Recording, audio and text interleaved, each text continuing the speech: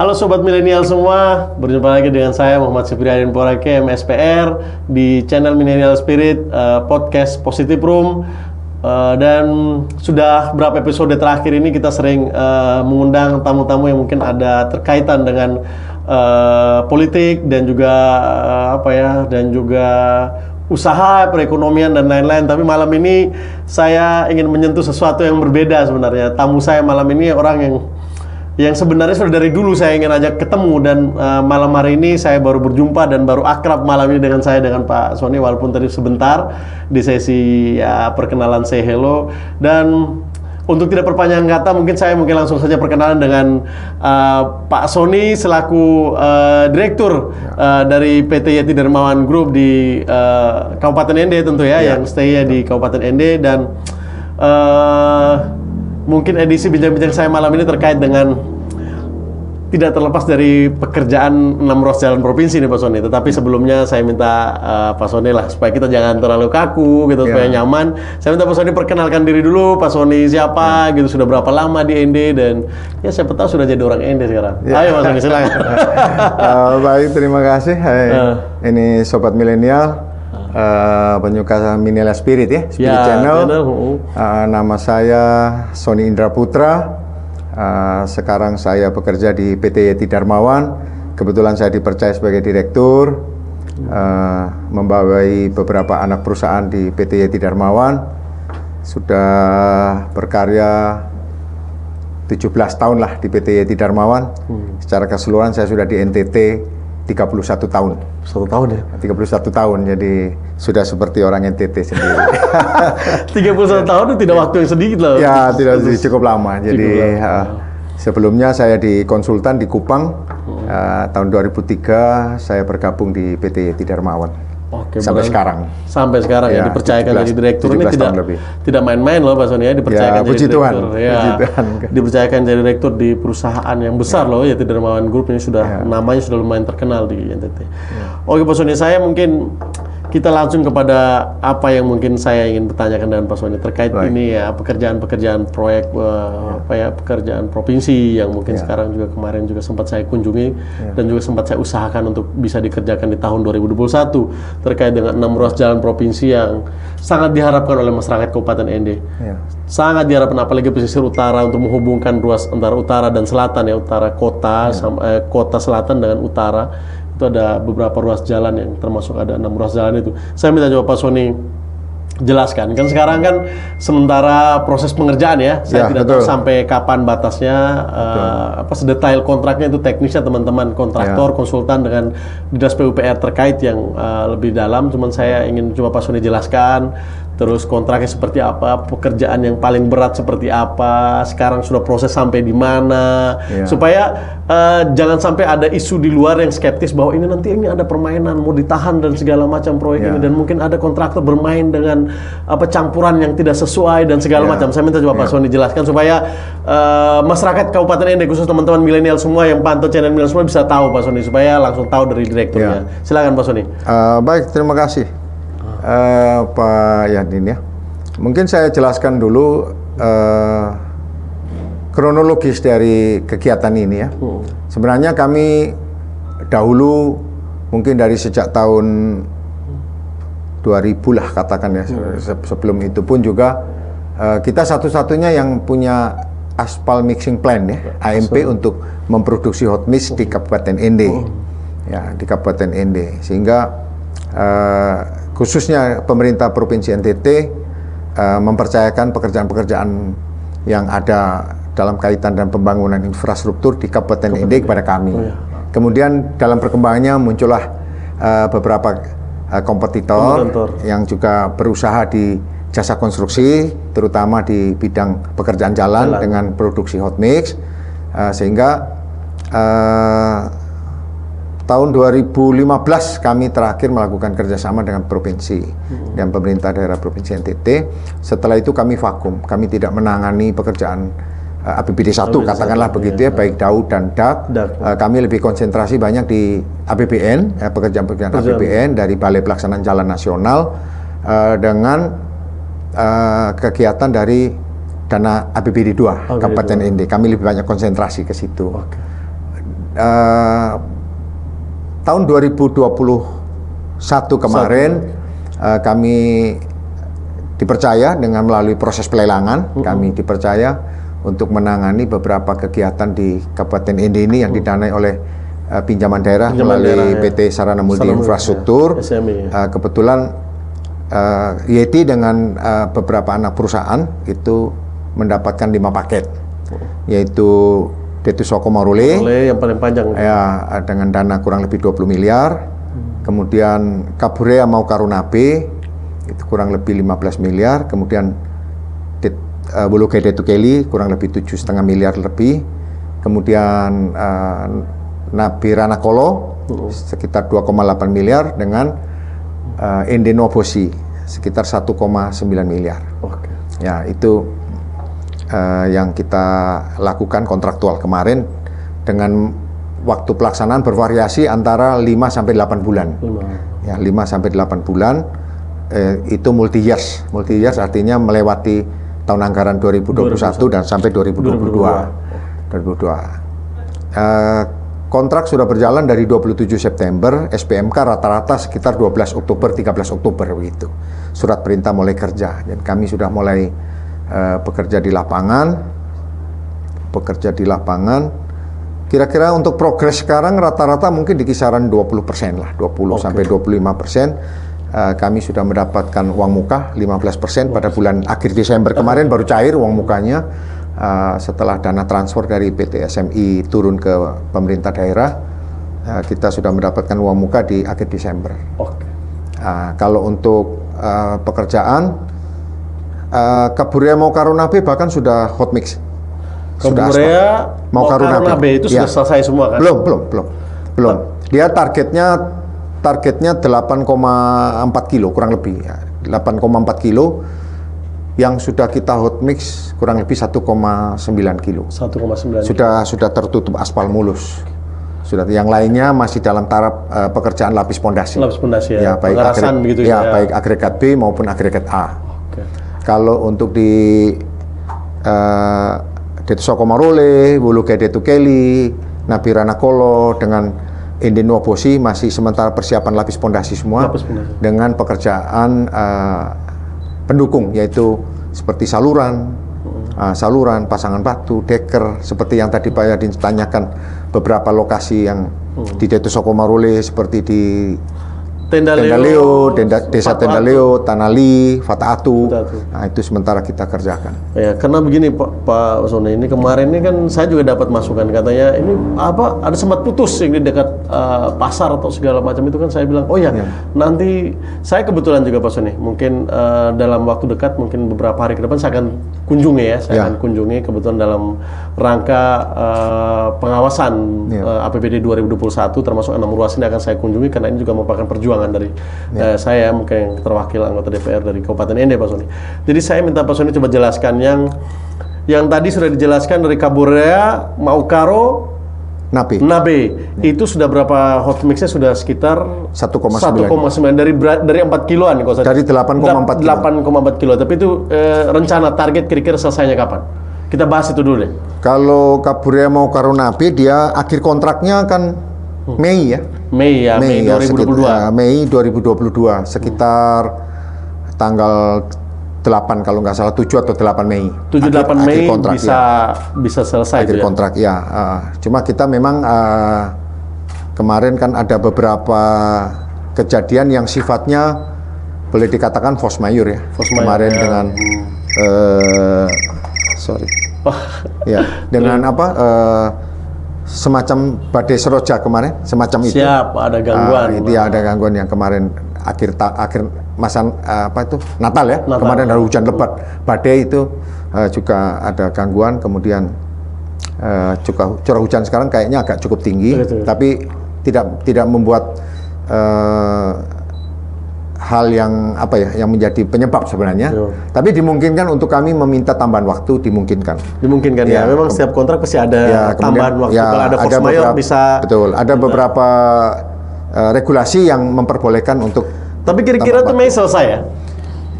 Saya optimis sih Mei selesai. Kalau Kaburia mau ke Renabe, optimis. Itu adalah harapan dari seluruh masyarakat Kabupaten Ende. Ya. Yang pertama, ruas itu memang sudah lama gitu ya, dari zaman gubernur ke gubernur. Ya. Baru kali ini dulu memang ada anggaran tapi hanya untuk tambal sulam.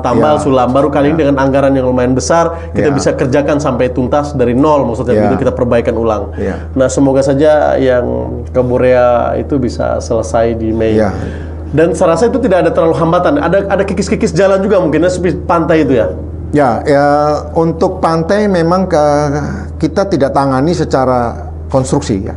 Karena konstruksi jalan tidak dimungkinkan untuk penanganan pantai. Pantai ya. Ya, sangat berbeda. Sangat berbeda. Sehingga yang kita lakukan di beberapa daerah abrasi kurang lebih totalnya sekitar 800-an meter yang sangat potensial terjadi abrasi itu kita lakukan sifatnya pelebaran, penanganan sementara.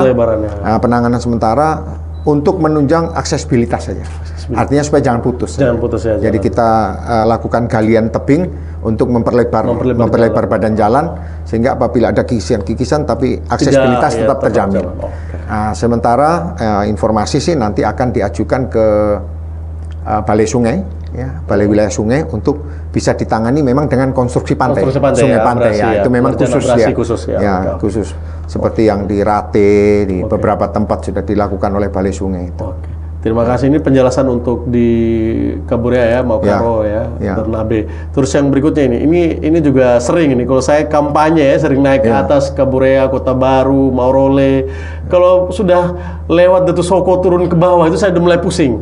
Belum jalan itu, baru dari Datu Soko turun mau masuk Maurole itu kan lewat jalur itu saya sudah pusing. Pusingnya kenapa? Bukan jalan, kita merasakan bahwa jalan itu rusak-rusak gitu. Jadi akhirnya kali ini kan kita bisa, makanya saya selalu memperjuangkan waktu saya di DPR, saya minta 2021 bagaimanapun caranya Ende itu bisa dikerjakan dengan anggaran pinjaman, karena saya sudah perhitungkan kalau kita pakai APBD otomatis direfocusing, pasti akan dimundur. Makanya kemarin bagaimana caranya, ya tahulah anggota DPR bagaimana saya lobby supaya semua yang 6 ruas itu supaya bisa kita kerjakan dengan skema pinjaman dari SMI tadi. Tapi kira-kira sekarang Pak Soni, yang Datu Soko Maurole itu gimana? Itu anggaran paling besar nih kayaknya, paling panjang kan ini? Gimana itu kira-kira? Datu Soko Maurole kalau dari kontraktual, kita bicara kontraktual itu targetnya 10,9 kilo.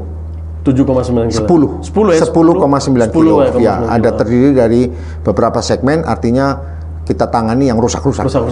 Rusak-rusak. Tetapi setelah kita lakukan survei lapangan yang kita namakan kajian teknis mutual cek awal, itu kita targetkan 12,1 kilo. Kita tangani dengan dana yang ada. Dana 20 miliar lebih kalau saya tidak paling besar. 20 miliar lebih itu 12,1 kilo. Artinya kurang lebih kalau kita bicara panjang penanganan mungkin sekitar kurang lebih 30-an kilo. 30. Itu nanti zero lubang. Artinya tidak ada lubang. Tidak ada lubang ya? Ya, kita harapkan kalau kesananya dari hampir mendekati Ranakolo ke arah Maurole memang ada beberapa yang rusak juga, tetapi memang dananya tidak bisa kita tangani. Kalau cover dari ujung ke ujung memang agak susah ya, dengan 20 miliar. Karena itu tadi yang saya tahu informasi di pasar itu di Tendaleo, di Fataatu juga tuh kayak agak parah medan itu. Dan itu sekarang seperti apa pekerjaan itu? Itu sudah termasuk yang kita tangani. Jadi yang dekat pasar itu loh. Kalau di Tendaleo itu kita tangani dengan katakanlah jembatan mini lah, dengan sekitar 5. Skemanya sekarang memang kita pindahkan dulu atau bagaimana skema pekerjaannya kemarin? Tidak, kita sekarang tetap pada trase jalur yang ada, hanya untuk peralihan kendaraan kita buatkan jalur sementara. Supaya jembatan ini bisa kita tangani full. Dari satu kali kerja satu kali saja selesai gitu. Tidak kerja setengah-setengah gitu. Kalau kerja setengah-setengah cukup sulit juga, menyulitkan, sehingga kita lakukan untuk pembuatan jalan sementara. Dan syukurlah puji Tuhan masyarakat cukup mendukung. Jadi mereka juga merelakan tanahnya, katakanlah kita pinjam lah untuk jalan sementara. Ya, kita adalah pengertian semacam sirip pinang seperti itu. Ya biasalah. Adat kita, adat muatan lokal ya. Jadi tidak apa-apa kita lakukan. Yang penting semuanya bisa berjalan dengan lancar lah gitu. Saya mau tanya, Mas Soni, kayaknya tambah kesini tambah saya banyak tanya, Mas Soni. Tidak apa-apa ya? Kira-kira targetnya kapan selesai Datu Soko Maurole? Kalau Datu Soko Maurole sebenarnya secara kontraktual bulan Juni ya. Tetapi saya ada ajukan perpanjangan, mudah-mudahan disetujui 45 hari kalender karena ada beberapa hal, terutama ada penambahan pekerjaan yang tidak ada dalam kontrak. Tidak dalam kontrak. Ya. Apa itu contohnya tuh? Contohnya itu ada pekerjaan galian pelebaran. Galian pelebaran. Nah, itu tidak ada dalam kontrak. Kemudian ada galian batu. Galian batu yang tidak dalam kontrak untuk begini. Di Deto Sokomorole itu kerusakan yang terjadi itu akibat tata laksana airnya itu tidak bagus. Tidak bagus ya. Ya, jadi air itu tidak dialirkan melalui drainase yang layak lah, gitu ya, yang memadai dan melalui outlet pembuangan yang cukup gitu. Itu kurang sekali, sangat kurang, sehingga terjadilah air permukaan itu di jalan semua, sehingga itu merusak konstruksi jalan. Musuh jalan itu kan air, paling utama adalah air, sehingga aspal paling tidak tahan. Ya, paling tidak tahan dengan air. Itu musuh utama. Sehingga kita memang di dalam kontrak sudah tergambar begitu besar pekerjaan drainasenya, tetapi terhalang oleh situasi badan jalannya sendiri yang sempit, kemudian ada terhalang oleh batu-batu, contohnya seperti di Gua Maria, itu kan daerah batu ya.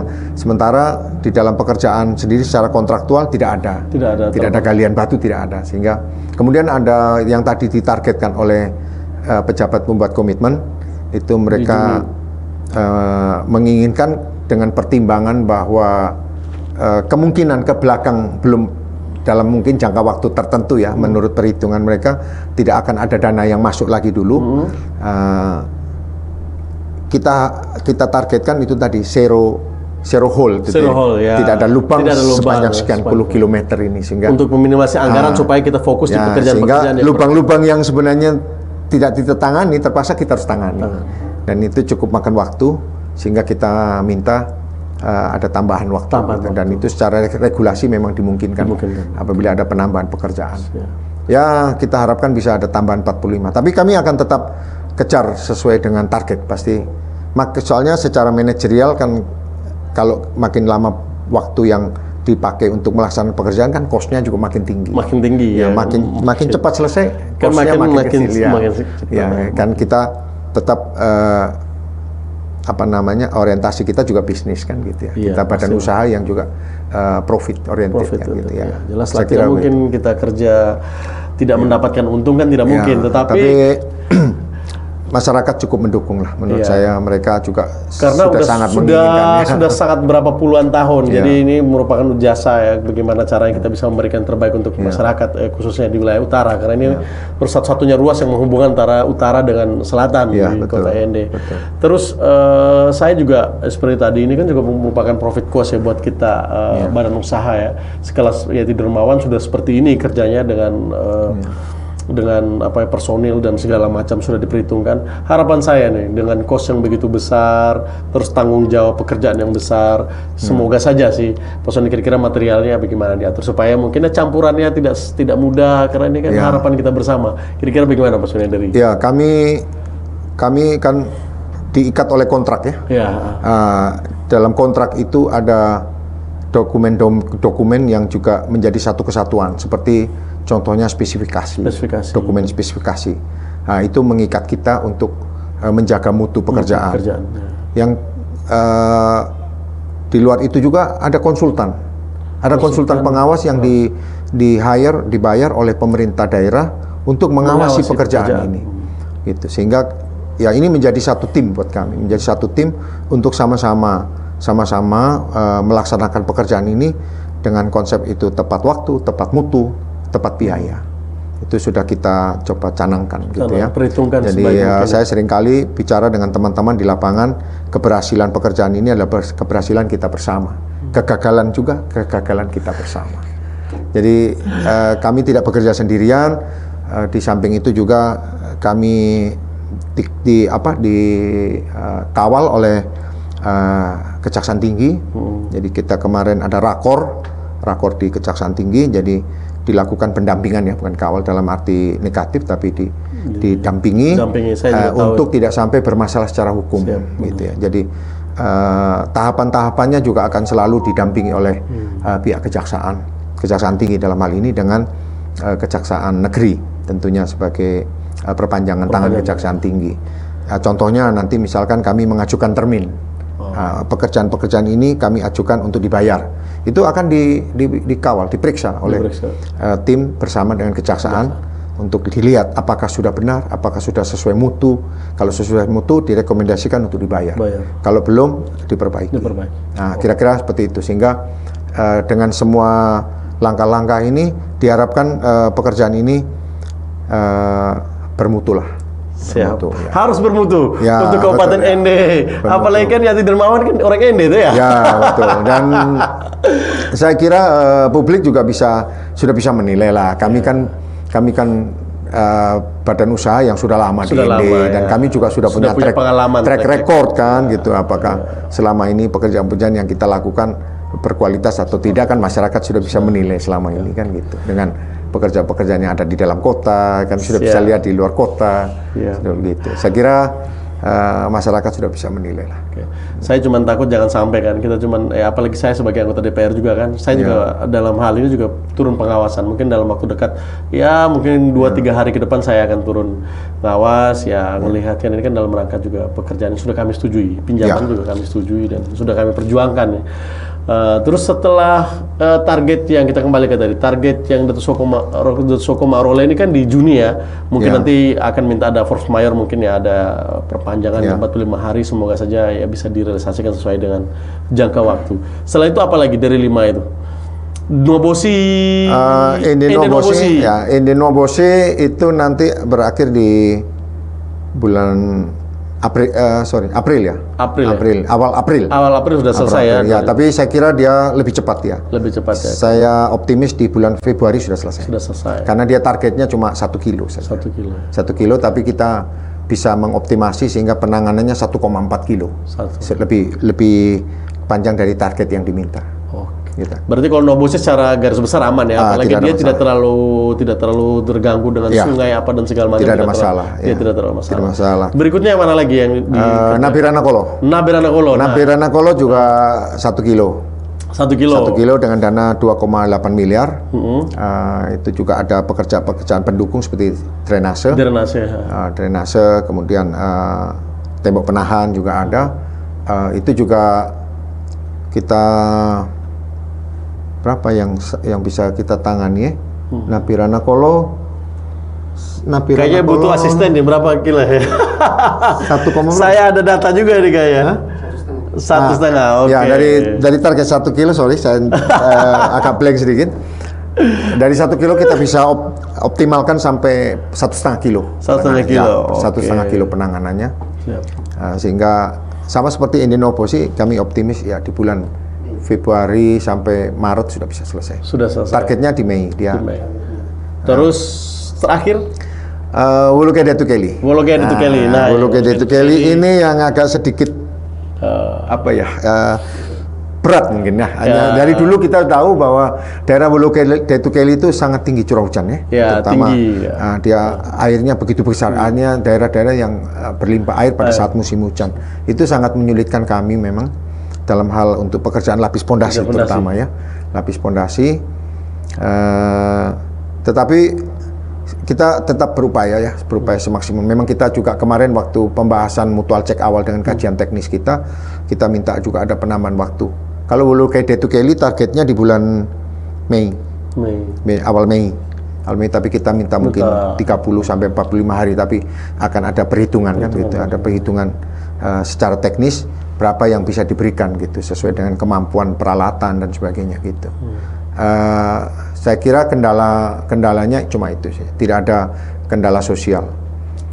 Ada kendala sosial tapi itu masa lalu yang memang bukan menjadi